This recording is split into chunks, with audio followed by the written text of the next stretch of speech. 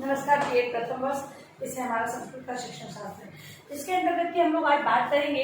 संस्कृत जो विषय है, भाषा है, संस्कृत भाषा, इसे पाठ्यक्रम के अंतर्गत स्थान, विद्यालय जो पाठ्यक्रम बनाया जाता है उसमें स्थान देने के लिए किन किन विद्वानों ने अपने किस प्रकार से मत प्रस्तुत किए हैं, हम लोग उसकी बात करेंगे। क्योंकि संस्कृत है वो मातृभाषा के रूप में स्वीकार नहीं की गई है, क्योंकि हम लोग जो सामान्य बोलचाल के रूप में से उपयोग में नहीं लेते हैं। किसी भी पूजा पाठ या फिर ये कहें कि कोई धार्मिक अनुष्ठान वगैरह होते हैं, हम संस्कृत भाषा का प्रयोग वहाँ पर करते हैं। लेकिन जो विद्वान हैं उन्होंने संस्कृत को शिक्षा के अंतर्गत स्थान दिलाने हेतु कौन कौन से मत दिए हैं, उसकी चर्चा हम लोग इस वीडियो के माध्यम से आज करने वाले हैं। तो सबसे पहले है डॉक्टर राजेंद्र प्रसाद के अनुसार। पहला जो विचार दिया है डॉक्टर राजेंद्र प्रसाद के अनुसार, इन्होंने क्या बताया है, तो इनका मत है जब सरकार अर्थो उत्पादन, अर्थ मतलब धन का उत्पादन होता है, अर्थोत्पादन के साधनों का राष्ट्रीयकरण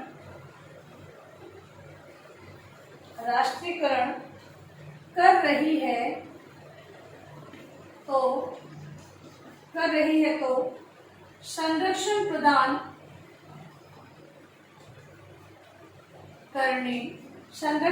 करने के उत्तरदायित्व क्यों नहीं वहन कर सकती।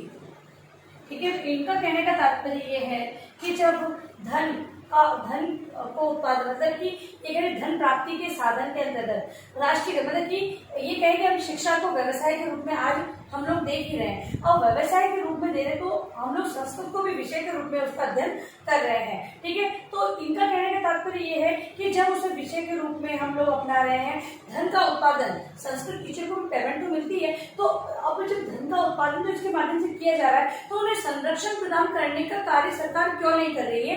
इनके मत ये है कि संस्कृत को स्थान दिलाना है तो सरकार को उसका संरक्षण या उत्तरदायित्व अपने हाथों में लेना होगा। अगला है प्रोफेसर हिरेन मुखर्जी के शब्दों में। प्रोफेसर हिरेन मुखर्जी के शब्दों में इन्होंने बताया है भारत को गौरवपूर्ण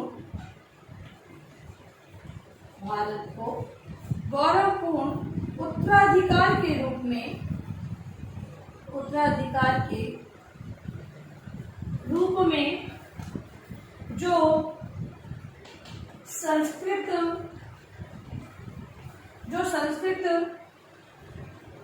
प्राप्त हुई है उससे राष्ट्र को एकता के सूत्र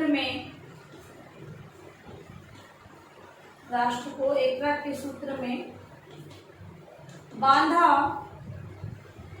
बांधा है, और इस भाषा के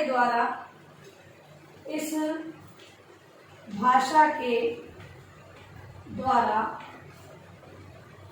जो संस्कृति प्रवाहित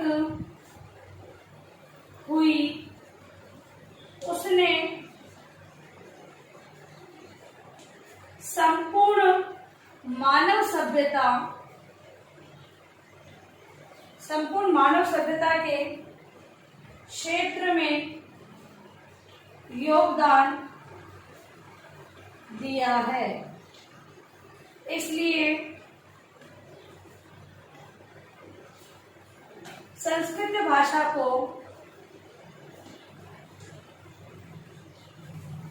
पाठ्यक्रम में अनिवार्य रूप से स्थान दिया जाना चाहिए। ठीक है। अब जो हिरेन मुखर्जी है वो कहते हैं कि भारत को गौरवपूर्ण उत्तराधिकार के रूप में संस्कृत प्राप्त हुई है।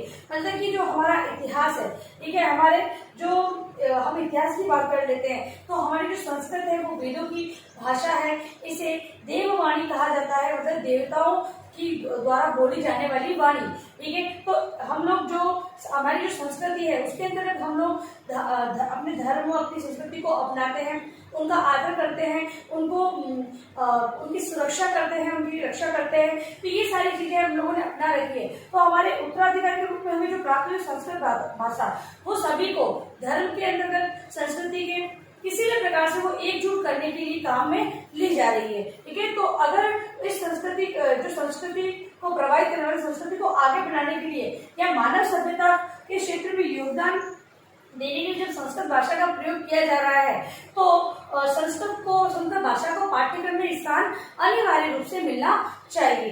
अब है अगली जो परिभाषा,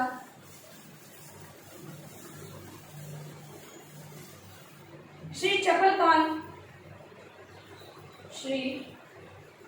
चपलकांत भट्टाचार्य के अनुसार इन्होंने संस्कृत को अतिरिक्त राजभाषा बनाना चाहिए।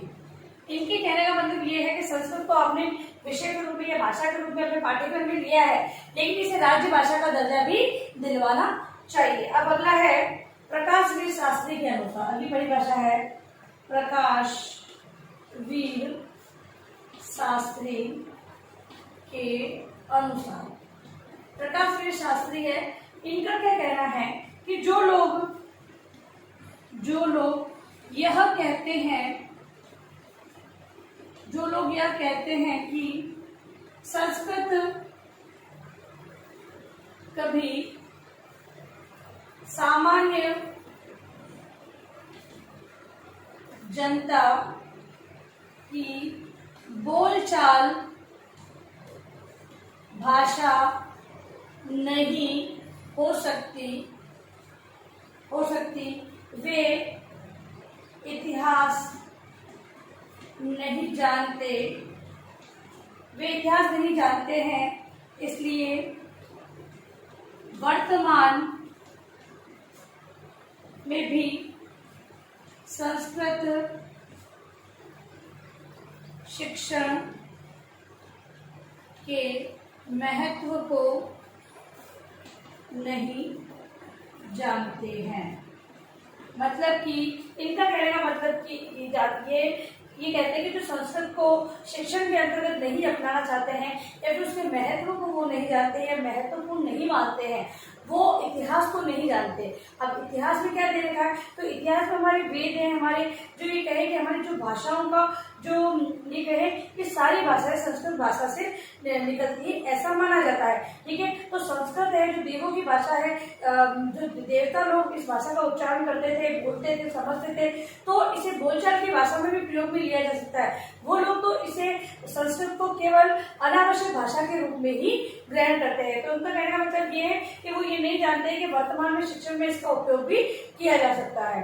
अब हम तो त्रिभाषा सूत्र के अंतर्गत संस्कृत को अपनाया जाए उससे संबंधित विचारधारा के बारे में बात करेंगे। त्रिभाषा सूत्र में संस्कृत को स्थान मिले इस हेतु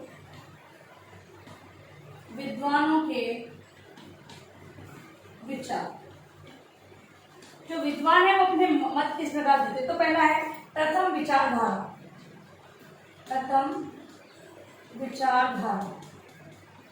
जो प्रथम विचारधारा वाले व्यक्ति हैं या विद्वान हैं, उनका मानना यह है कि जो संस्कृत है वो अनावश्यक भाषा है, उसका प्रयोग पाठ्यक्रम में नहीं किया जाना चाहिए, वो केवल एक ग्रंथों के अंतर्गत जो दी गई भाषा है उसी के रूप में रहनी चाहिए। मतलब इन्होंने तो ये कह दिया कि पाठ्यक्रम में इसे स्थान बिल्कुल नहीं दिया जाना चाहिए, ठीक है। क्योंकि त्रिभाषा सूत्र के अंतर्गत हम लोग अभी अगर हम बात करें हाल ही में तो हम लोग अंग्रेजी हिंदी और संस्कृत, उर्दू, सिंधी, इनका, तो संस्कृत का प्रयोग हम ले रहे हैं, मतलब त्रिभाषा के अंतर्गत हम लोग संस्कृत को उपयोग में लिया जा रहा है यहाँ पर।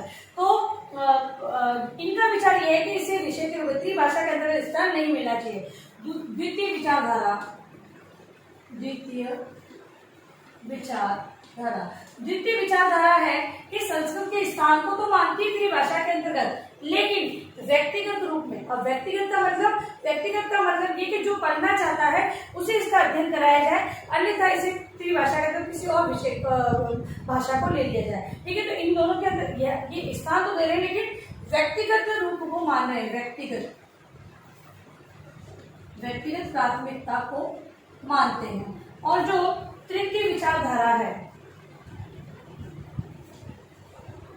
तृतीय विचारधारा के अंदर शिक्षा शास्त्री है, वो संस्कृत के जो संस्कृत भाषा है उसे प्राथमिक, मतलब कि ये कहते हैं हम लोग बोलते हैं हिंदी, अंग्रेजी, उसके पास तृतीय भाषा के रूप में दिया है, इसको थर्ड लैंग्वेज के रूप में हम अपना रहे हैं। लेकिन इनका मानना है कि इसे प्रथम लैंग्वेज के रूप में भी अपनाया जाना चाहिए। तो ये तीनों मत है जो संस्कृत भाषा को त्रिभाषा सूत्र के अंतर्गत अपने अपने अलग अलग विचारों को अपनाते हुए बताते हैं। अब लिखिए अपना गृहकार्य प्रश्न आप लोग।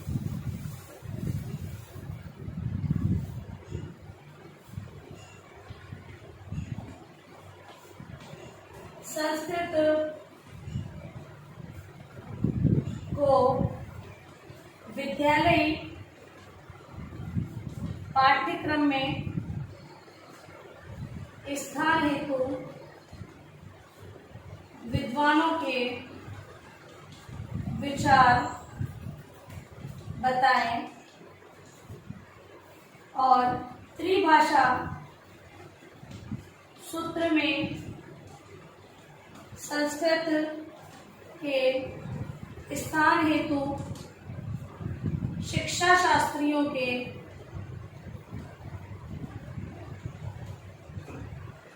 विचारों को लिखें। जो ये दो टॉपिक आज हम लोगों ने पढ़े हैं उसी को होमवर्क के रूप में आपको लिख कर लाना है, और अंत में इस महामारी के दौर में कम से कम ये आवश्यक कार्य होने पर बाहर निकलें। बाहर निकलते 3 बातों का विशेष ध्यान रखें, मास्क लगाए, सोशल डिस्टेंस रखें और हाथों को बार-बार सैनिटाइज करते रहें। सुरक्षित रहे, सबके ध्यान रखें। धन्यवाद।